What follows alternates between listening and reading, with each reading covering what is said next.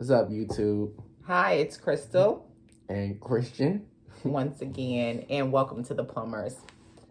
Yeah, well, now we can officially call it the Plumbers. And maybe that we can go into that at another time. But Or we could I just want to say it. celebrate. We My could just wife say it, changed her name, and now she is officially Mrs. Mrs. Plumber. So Yes. no more false flag. No more false flagging. Yeah, and maybe another video. I'll do one by myself addressing what made me decide to change my last name, why it took so long. But nevertheless, I am officially Mrs. Crystal Faye Plummer. Yeah, Faye is her middle name. No hype. We don't do hyphenations.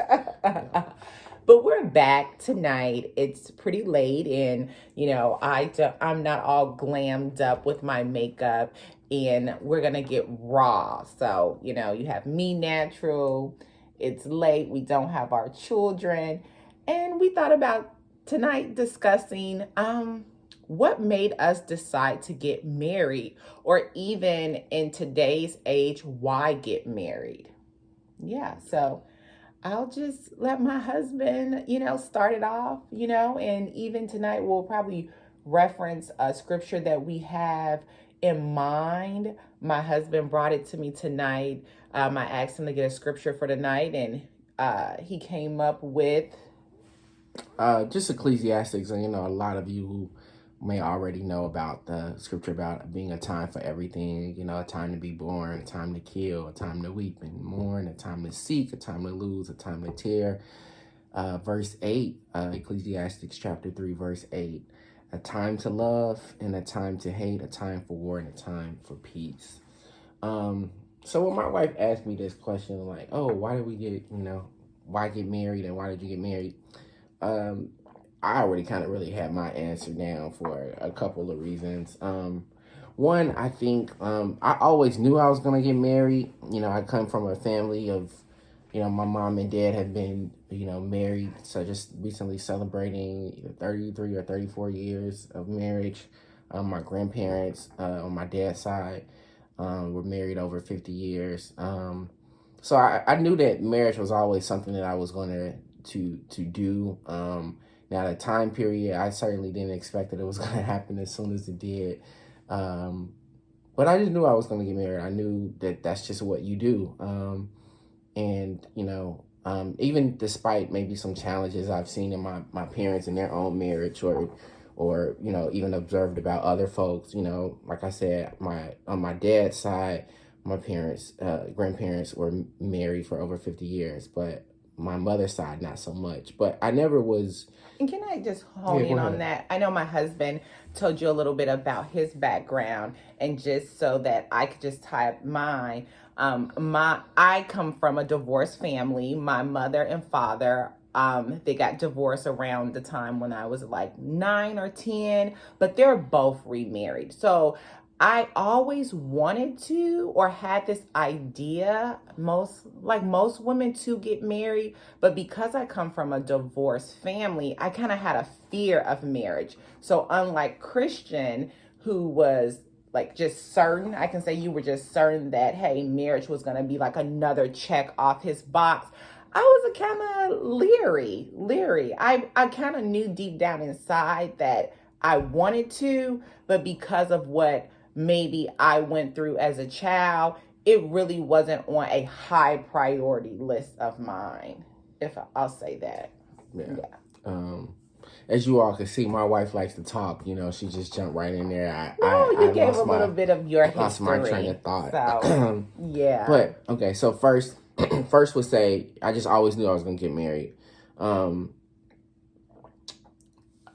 terms of the timing, that's something I can't fully explain. At the time I was like just casually dating, having my single life. And, I think maybe I thought that I was going to get married probably in closer to my 30s, maybe. I thought, how old was I when we met at the time? Oh my God. I was 29. I just turned 29. Yeah, so I think I was 27. Right? Yeah, we're 2 years apart. Yeah, about 27. So I thought, and I just was getting ready to going to my last year of law school, going into, big firms, gonna make some money. I'm like, okay, I'm gonna have fun, live that life for or he was already having fun. A few more years, but I was gonna get with some money, and then, maybe after, a couple years, then I would settle down. But I met this beauty, and at the time I wanted a girlfriend. I would say that I was ready for a committed relationship. And so I really, was drawn to her and really wanted to move into that direction. Can I ask you a question? You said that you wanted a girlfriend. You didn't per se like, hey, I just knew that I wanted a wife. But even in that season, what made you say that you really wanted a girlfriend, right? Okay. Because I'm pretty sure you probably was living the playboy lifestyle, or, as a lot of people our age and in this generation, casually dating or Netflix and chilling. So what transitioned you from chilling with women or casually dating women to even saying that, hey, I think I want a girlfriend? Or desire to have somebody steady? Two things. One, and I guess it gets redundant and boring after a while. Wow. Just being single and going from person to person and bull crapping and it gets redundant. And then I think I always was a kind of a serial monogamous I liked being in relationships. I think the season where I went the longest, I had come out of a, interesting relationship and maybe was a little jaded, maybe more than I like to think, and maybe that contributed. But I like being in a relationship, I'm gonna fix I like having a girlfriend. That's just, I enjoyed that. And I also think I wasn't that good at multitasking, That's another story. That's what he says, but that's another story for us. But when I met Crystal, like I said, I wanted a girlfriend, and I guess things just got so intense, and I guess there was a part of me that was just like, I didn't want to miss out or lose her, and I guess that only next progressive step was getting married. That's probably the best way I could think of it, was that, she was special. I knew it was something unique about her and all of that. And I couldn't see, it was an opportunity. I thought that, sort of spit on my shoes, and I, for whatever reason, felt like I didn't want to miss it. And the only sort of next progressive step was to get married. I think for me, I was in a space where, sometimes you have these boxes that you need to check. So I graduated from college, check, right? I had the privilege of getting a job at Delta Airlines right after graduating from, a little after graduating from college. So I was about 22, traveling the world. So I'm going to South America, Asia, Africa, all through the United States. And I used to run into like older flight attendants all the time, married, unmarried, no children. And as I started to really like build up years in my career, I felt a void. And I'm like, man, this life is exciting. It's fun. But at the same time, I'm just dating and I feel a little empty. So one day in particular, I flew home from Chicago because I'm originally from Chicago, to visit my grandma. I was living in Atlanta, and being Black, single in Atlanta, traveling the world, that can be exciting within itself. But I remember coming back home to Chicago to sit with my grandmother. And my grandmother, she's from Alabama, and she gave me a little piece of wisdom. And it was, a rolling stone does not collect any moth, right? And I'm like, what does that mean? And then I started to think about it, me just moving so fast. I thought about, what am I building? What am I collecting, right? I'm traveling the world, I'm living life, but a part of me is lonely. I'm lonely. And what am I building? So at that time, I hadn't even met Christian, but it just stuck with me. That piece of advice just stuck with me. Like, a rolling stone does not collect any moth. Like, and I'm like, am I building something?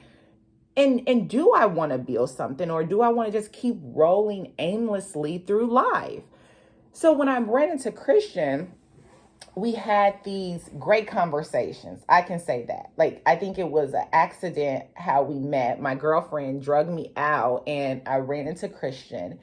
And the first time we spoke, I think that it wasn't really like anything just like so amazing, but I think I was attracted to his charisma. And then we stayed on the phone for hours and hours at a time. And then we started to talk about what we wanted out of life, about giving back to our community, building a family, and things of that nature. And those were farther down conversations, but these were the conversations that I was having with, at the time, I didn't know my future husband.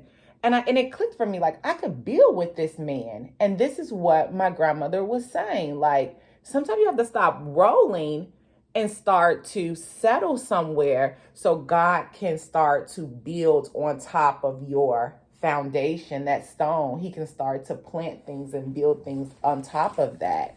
So I think that's what it was for me. I was in a place in my life where I was having fun. I was single, making a little money, traveling the world, but a part of me was empty. And then I sat down with my grandmother, and my grandma gave me a piece of wisdom and was like, hey, you're much more than just being beautiful and traveling and having the fun. What are you building? And then with that, being in that place and that mentality to think about my future, I believe God connected me with my husband at the time, with me not even knowing it.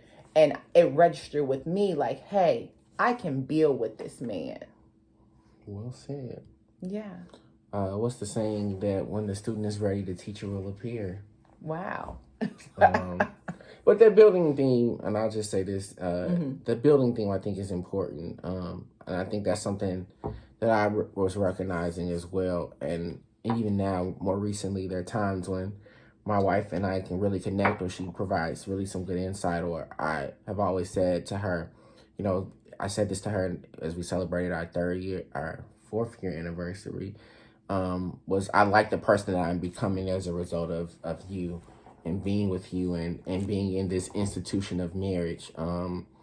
And, it is an opportunity to build, and it is what you want to, it's what you want to make it. You can decide to build a disastrous marriage or a life that sucks, or you can decide to build a quality marriage with God as the source. And I think that's important. And, even from when we talk about building, even from a secular point, I don't know how, I don't have all the stats or anything like that, but this is just Christians off the head observations of what we have seen around us as well. Like, so maybe that's it of our limited you scope. See how she can't even let me finish. She I'm just trying jumps to give in. you a little. She don't even know where I'm going. Okay, I'm listening as well.